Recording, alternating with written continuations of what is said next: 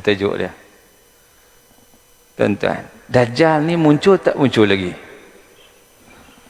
Sebab kita lihat pada hari ini banyak sekali dalam YouTube ke, dalam media sosial ke, dibincangkan tentang konspirasi Dajjal.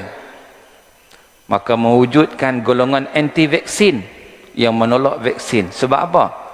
Sebab menyatakan ini merupakan konspirasi Dajjal. Dan ada pula orang mewar-warkan dalam medsos, termasuk di WhatsApp, menyatakan bahawa 7 ulama Yaman telah bermimpi bahawa Dajjal itu telah muncul. Jadi kita hadap baca WhatsApp ni pun kita jadi keliru. Benarkah? Betulkah? Dengan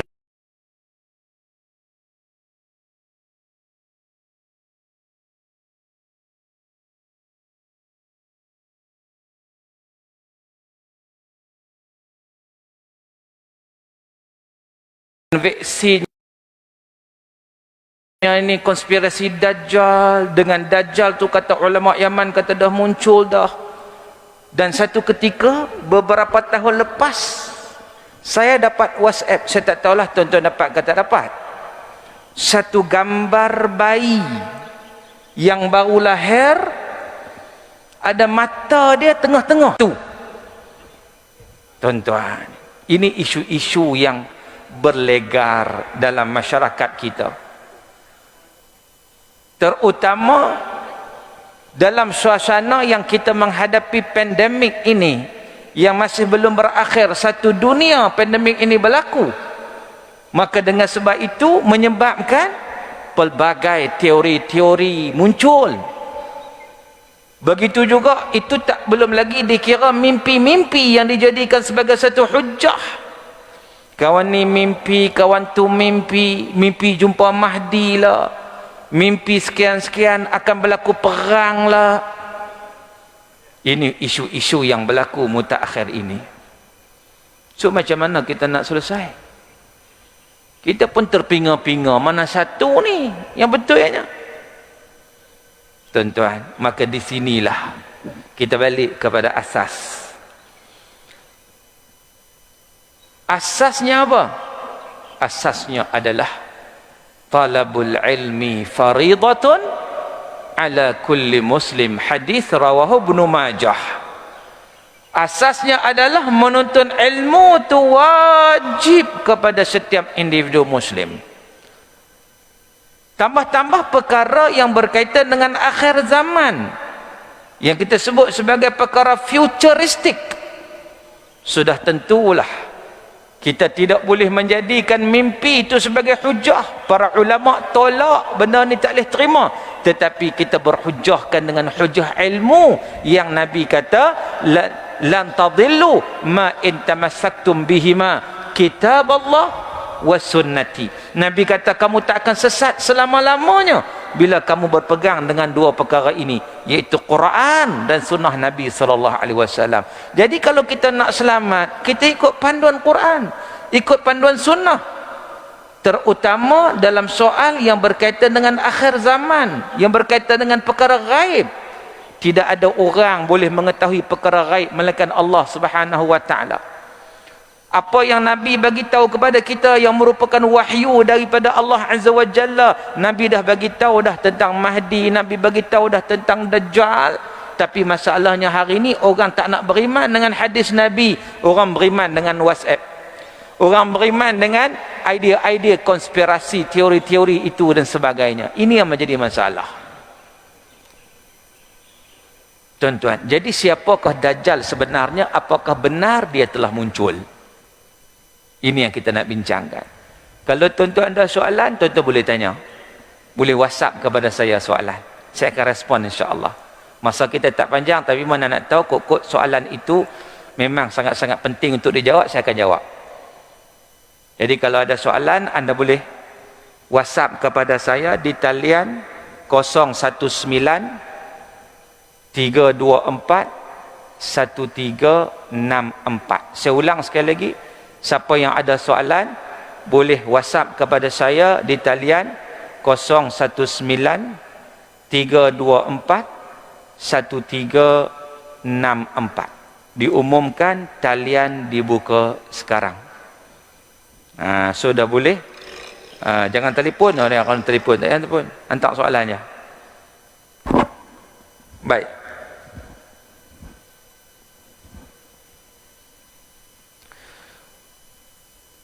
Tuan-tuan yang dirahmati Allah Subhanahu wa taala sekalian.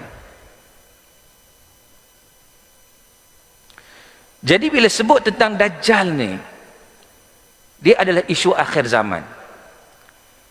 Yang disebut di dalam hadis Nabi sallallahu alaihi wasallam. Bahkan Nabi menyatakan tidak ada fitnah ujian yang lebih besar sejak daripada Nabi Adam alaihi salam sampai kiamat, melainkan fitnah yang terbesar adalah fitnah Dajjal.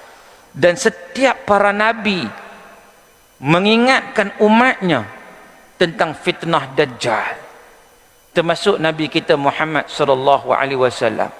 Dan Nabi Muhammad sendiri tak tahu bila exactly Dajjal itu akan muncul, melainkan hanya Allah mengetahui. Tiba-tiba ada pula orang hari ini siap bagi tahu lagi dia akan muncul pada waktu-waktu sekian. Maka ketahuilah tuan-tuan, kalau benda-benda akhir zaman yang boleh diberitahu tarikhnya berlaku sekian-sekian, ketahuilah ini satu perkara yang bercanggah dengan Quran dan sunnah Nabi SAW. Itu asas yang pertama. Orang hari ini bukan takat Dajjal, bukan takat Mahdi, kiamat pun dia tahu bila. Dia boleh bagi tahu ni lebih kurang 5-60 tahun lagi ikut kiraan sekian. Sedangkan Jibril alaihi salam pernah tanya Nabi, mata sa'ah, bila berlaku kiamat? Nabi kata, mal mas'ul a'lam minas sa'il. Orang yang ditanya tidak lebih mengetahui daripada orang yang bertanya. Maknanya apa? Kita sama-sama tak tahu. Seolah begitu.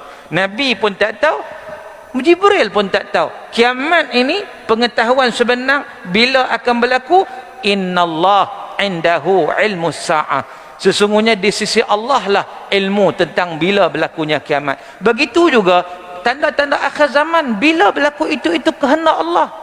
Nabi bagi tahu akan berlaku, tapi Nabi tak pernah bagi tahu tarikh bila. Meletakkan tarikh ni satu benda yang sangat bahaya. Begitu juga Nabi tak pernah ajak kepada kita, mimpi itu menentukan sesuatu yang boleh jadikan sebagai satu hujah. Tak boleh. Sebab lately ni, kebelakangan ini saya tengok ramai yang jadi alasan mimpi. Sedangkan mimpi ni Nabi kata ada 3 aja. Ada 3 jenis mimpi. Yang pertama, mimpi yang baik. Alhamdulillah, syukur, mimpi baik, syukurlah. Senyum, bangun tidur tersenyum. Mimpi yang baik. Yang kedua, mimpi yang buruk daripada syaitan. Kita bangun tidur tu terkejut tu dengan berpeluh, dengan takut apa semua kan. Mimpi buruk. Kita beristiazah, a'udzubillahi minasyaitonirrajim. Ludah 3 kali belah kiri, tapi jangan ludah keluar elio. Tiupnya tuih 3 kali kan. Nabi ajar pada kita. Yang ketiganya, mimpi mainan tidur. Itu saja yang kata kategori mimpi. Dan mimpi ini sama ada kita takut, kita berlindung dengan Allah, sama ada kita rasa seronok, kita syukur pada Allah Ta'ala, ataupun mainan tidur. Sekadar itu sahaja. Bukan nak dijadikan mimpi ni sebagai asas. Macam tadi 7 ulama Yaman kata Dajjal dah muncul. Pertama, siapa ulama Yaman tersebut? Cuba bagi tahu. Satu. Yang kedua, setakat mimpi tidak menjadi hujah. Yang ketiganya tuan-tuan, Dajjal ini sebenarnya dah pun wujud sejak sekian lama. Dajjal ni bukan baru nak lahir macam yang tadi yang saya sebut, ada gambar WhatsApp yang tunjuk bayi baru lahir, mata satu tengah-tengah. Dajjal bukan baru nak lahir. Dajjal ni dah wujud dah pun. Seumpama Nabi Isa alaihi salam, Nabi Isa ketika mana diturun pada akhir zaman, dia bukan baru nak lahir. Nabi Isa dah ada dah pun, cuma diangkat oleh Allah Ta'ala sampai masa akan diturunkan. Macam tu juga Dajjal. Dajjal ni dah ada pun. Macam mana kita kata dah ada? Berdasarkan hadis yang diriwayatkan oleh Imam Muslim, hadis sahih daripada Fatimah binti Qais. Dia menyatakan, satu hari Nabi mengumpulkan kami, Nabi naik atas mimbar dan Nabi berkhutbah. Nabi mencerita, hadis ni panjang, ada 3 muka surat hadis ni, panjang. Saya ambil ringkasan. Nabi menceritakan kepada sahabat tentang seorang yang nama dia Tamim Ad-Dari. Tamim Ad-Dari ni dia asal Kristian, dia masuk Islam. Tamim Ad-Dari ni dia bersama 30 orang berlayar di lautan. Bila berlayar, dia kena dengan pukulan ombak apa semua, mereka tersadai di satu pulau. Dan di pulau itulah, ringkas ceritanya, mereka bertemu dengan Dajjal yang diikat. Maka Nabi kata itulah Dajjal. Nabi mengesahkan itulah Dajjal. Dan Nabi kata Dajjal ini ada 2 tempat yang dia tak boleh masuk, iaitu Mekah dan Madinah. Jadi makna Dajjal dah ada, cumanya akan dimunculkan, dizahirkan pada akhir zaman sebagai satu ujian kepada manusia. Begitu juga Nabi Isa dah ada. Nabi Isa tidak disalib, tidak dibunuh sebagaimana yang dirakamkan oleh Allah dalam Quran, tapi diangkat di sisi Allah. Di mana? Wallahu alam, perkara gaib. Tetapi dalam hadis menyatakan akhir zaman Nabi Isa akan diturunkan di mana? Di Manaratul Bayda, di menara putih di timur Damsyik. Yang seterusnya dia akan pergi ke Palestin bersama dengan tentera Mahdi, dan dia akan memimpin ketenteraan, dan dialah yang akan membunuh Dajjal berdasarkan kepada hadis Nabi SAW. Tuan-tuan, bila semua ni nak datang? Wallahu alam. Dan kita tak disuruh duk cari bila nak datang. Kita ni sebenarnya hukum syarak tak pernah suruh pun kita cari bila tarikh nak datang, bila tarikh nak ada. Tapi hukum syarak menyuruh buat apa? Nahnu nutalabu bil ahkami syar'iyyah. Kita diperintahkan untuk sentiasa mempersiapkan diri. Kita tahu ni tanda-tanda akhir zaman ni, Covid ni pun tanda akhir zaman juga. Semua ni tanda akhir zaman. So apa tugas kita? Tugas kita, kita persiapkan diri kita. Sama ada kita sempat dengan Dajjal ke tak sempat ke, itu bukan soalnya, tapi macam mana kita nak memperteguhkan iman kita kepada Allah. Dan Nabi sebut tanda kiamat yang paling hampir dengan kita sebenarnya dalam banyak-banyak tanda yang disebut dalam hadis Nabi SAW. Banyak hadis Nabi cerita tentang akhir zaman ni. Dalam banyak-banyak tanda itu, tanda yang paling hampir dengan kita adalah apa? Tanda kiamat. Mati. Yang ni yang orang lupa. Yang ni yang orang lupa. Yang Nabi SAW menyatakan bila berlakunya kematian, faqad qamat qiyamatuhu sughra. Bila matinya seseorang, telah berlaku kiamat kecil baginya. Maknanya itulah kiamat bagi seseorang itu. Jadi mati ni bila? Kita duk cari Mahdi, kita duk cari Dajjal, kita duk cari Nabi Isa. Sampai masa dia pun akan datang. Jangan duk risau. Itu tanda-tanda akhir zaman. Tetapi kita tidak mempersiapkan diri kita untuk menghadapi satu saat kiamat kecil yang akan berlaku pada semua orang, yang disebut dalam hadis Nabi, kullu nafsin dha'iqatul maut, setiap yang bernyawa pasti akan mati, yang disebut oleh Allah dalam Quran. Yang disebut oleh Allah dalam Quran, kullu nafsin dha'iqatul maut, setiap yang bernyawa pasti akan mati. Dan kita akan mati. Apa persiapan dan persediaan kita? Kita terikut sangat dengan teori-teori konspirasi ni, tak payah tuan-tuan. Tak selesai. Tuan-tuan yang dirahmati Allah, dalam hadis Nabi sebut begitu jelas, very clear. Dajjal tu mata satu, bukan mata duduk tengah-tengah. Jangan duduk faham macam tu. Oleh kerana tak ada ilmu itulah orang menyebabkan dia ambil semua maklumat yang sampai kepada dia, terutama maklumat dalam media sosial. Mata satu tu nak bagi tahu dia ni cacat. Allah ciptakan dia cacat sebab last kali dia mengaku sebagai Tuhan. Takkan Tuhan cacat? Itulah ringkas ceritanya. Mata sebelah dia buta. Tu yang kata mata satu tu, sebelah buta, sebelah celek. Itu mata satu. Hak celek tu pula cacat, dia agak terbeliak sikit. Itu disebut dalam hadis Nabi SAW. Dan Dajjal tu manusia sebenarnya, dia bukan sistem. Nabi sebut. Sebab itu sahabat Nabi pun zaman Nabi mereka cari kod-kod, oi, ada kepada Dajjal di tempat kita. Sebab itu sehingga dipanggil Ibnu Sayyad itu sebagai Dajjal. Sebab apa mereka cari orang? Sebab mereka faham daripada hadis Nabi, Dajjal itu orang. Tiba-tiba zaman sekarang dia kata, "Dok, dia bukan orang. Sistem vaksin tu Dajjal." Tu dia, pikut tu pula. Kan? Dan vaksin tu nak membunuh umat Islam, dia kata. Tapi kita duk tengok vaksin ni bukan umat Islam yang cucuk, orang Yahudi berlambak cucuk, Amerika lagi ramai cucuk, UK pun ramai. Mai kok mana nak bunuh umat Islam ni?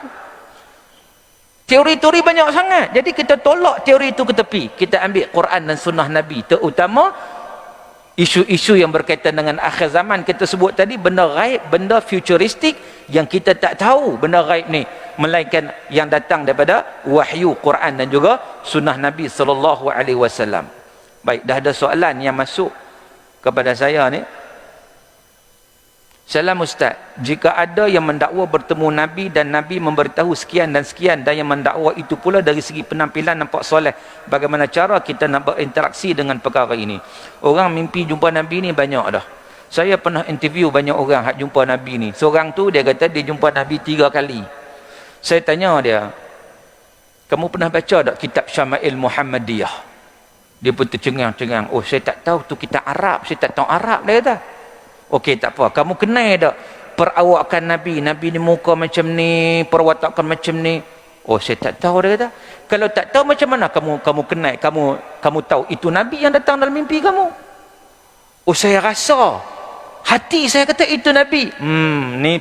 Ni sahih setan. Setan bagi rasalah hati dia. Dia tak kenal Nabi pun. Sebab tu sempena kita nak sebut Maulid Nabi ni esok lusa ni, minggu depan hari Selasa ni kan. Kita nak sambut Maulid Nabi ni, tuan-tuan. Ni bagi amaran ni. Apa? Sebenarnya nak sambut Maulid Nabi ni, kita bagi kenal Nabi dulu. Macam mana perawakan Nabi? Kita baca kitab Syama'il Muhammadiyah. Kan? Perwatakan soleh saja tak penting, tak menunjukkan dia ni jumpa Nabi betul. Perwatakan soleh mudah, tuan-tuan. Tuan-tuan pakai sorban, tuan-tuan pakai jubah, nampak soleh. Kita lihat dari soal ilmunya. Ilmu. Nabi tak bagi tahu syariat baru, tuan-tuan. Syariat dah lengkap dah. Nabi tak akan bagi tahu. Kalau mimpi jumpa Nabi, dia bagi tahu kamu kena buat ni, kamu kena buat ni, tak. Tak ada macam tu. Tak ada. Sebab tu ilmu yang jadi justifikasi. Ada pula orang yang bagi tahu saya dia mimpi jumpa Nabi. Saya tanya, "Kamu nampak Nabi macam mana?" Dia kata, "Nabi saya nampak dalam mimpi pakai songkok dengan kain pelikat." Tu dia, hak tu lagi dahsyat. Ni Nabi Melayu ke apa kan ni?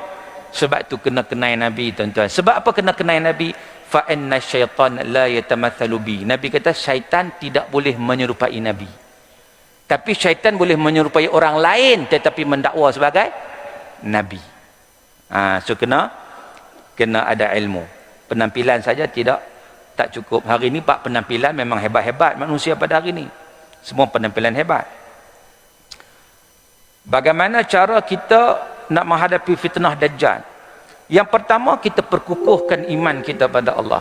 Yang kedua, kita banyak baca surah Al-Kahfi, sebab Nabi kata, "Man hafidha 10 ayat min suratil Kahfi usima minad Dajjal." Siapa yang hafal baca 10 ayat daripada surah Kahfi akan selamat dari Dajjal. Baca bukan baca saja, kita faham intipati kandungan surah Al-Kahfi itu. Itu waktu lain kita cerita. Apakah intipati surah Al-Kahfi yang berkaitan dengan akidah yang akan memberi kekuatan pada kita untuk menghadapi fitnah Dajjal. "Ustaz, soalan, betulkah orang Muslim tak akan alami jumpa hari kiamat, hanya orang kafir saja yang akan alami?" Ya betul, berdasarkan hadis Nabi. Sebelum kiamat berlaku ni, katakan sebelum tiupan sangkakala, disebut dalam hadis yang sahih, akan datang satu angin lembut. Angin lembut itu disebut sebagai al-taf minal harir, lebih lembut daripada sutera. Bila mana orang beriman, hatta man kana fi qalbihi mithqala dzarratin min iman, seseorang yang ada secebis iman dalam diri dia pun, dihidu angin tu dia akan mati. Lepas tu baru berlaku kiamat. Sebab apa? Hikmah dia adalah Allah Ta'ala tak nak orang beriman ni tengok kiamat. Sebab kiamat ni satu benda yang dahsyat. Jadi dalam hadis Nabi sebut apa? Kiamat akan berlaku ala syiraril khalq min ummati. Akan berlaku kepada golongan jahat saja, golongan engkar di kalangan umat Nabi Muhammad SAW. Jadi tuan-tuan jangan doa pula, "Ya Allah bagilah aku dapat tengok kiamat." Jangan. Sebab apa? Sebab orang beriman dia tak akan dapat tengok kiamat. Dia akan dimatikan terlebih dahulu sebagaimana yang disebut dalam hadis Nabi sallallahu alaihi wasallam. Baik.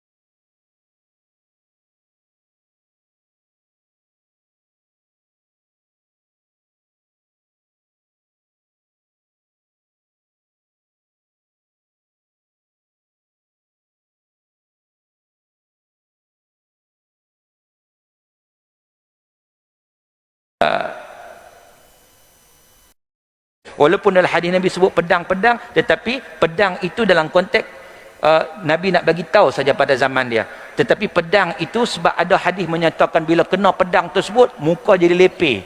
Itu senjata kimia.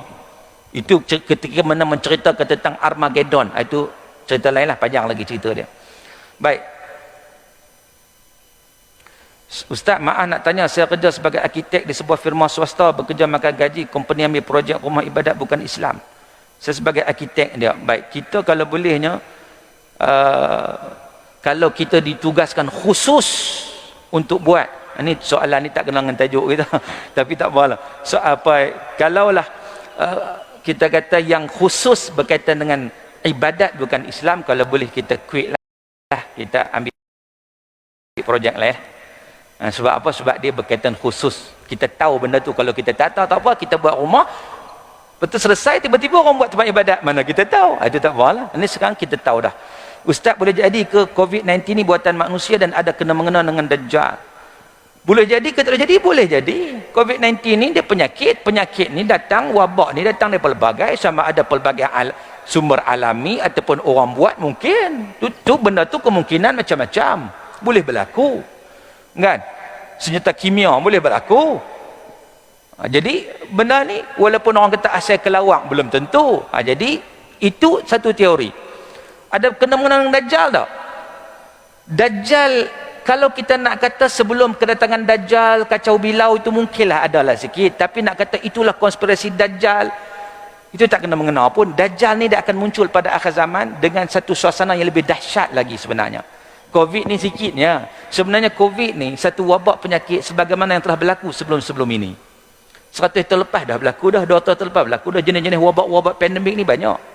Ini sebagai satu ujian. Dan ini juga mengesahkan hadis Nabi. Sebab Nabi kata memang akhir zaman ni wabak penyakit makin banyak. Nabi kata akhir zaman ni pembunuhan makin banyak, zalazil pun makin banyak. Zalazil ni gempa bumi. Sebab tu ini masih lagi termasuk dalam tanda-tanda kecil kiamat.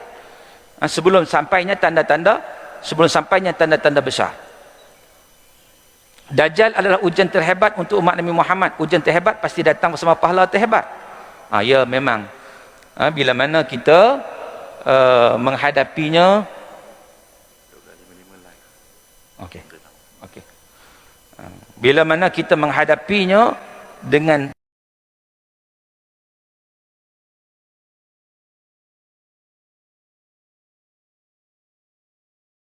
kesabaran, dengan ketakwaan, dengan tidak putus asa kepada Allah Subhanahu Wa Taala, maka pada ketika itu insya-Allah program bicara kita banyak lagi soalan tak sempat nak jawab sebab live daripada TV1 hari ini bersiaran daripada sini pukul 12.55. Sekarang 12.53. Saya tutup 12.54 minit lagi.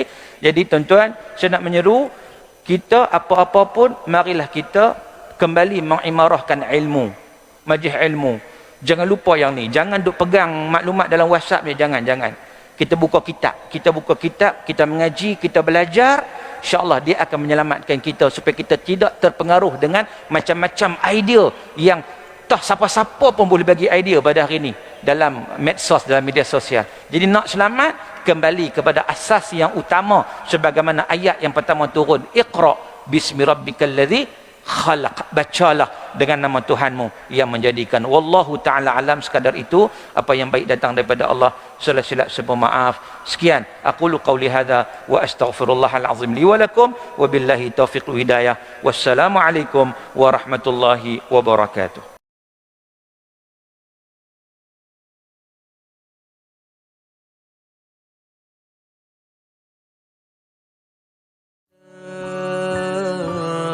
طه من نور فيه احترام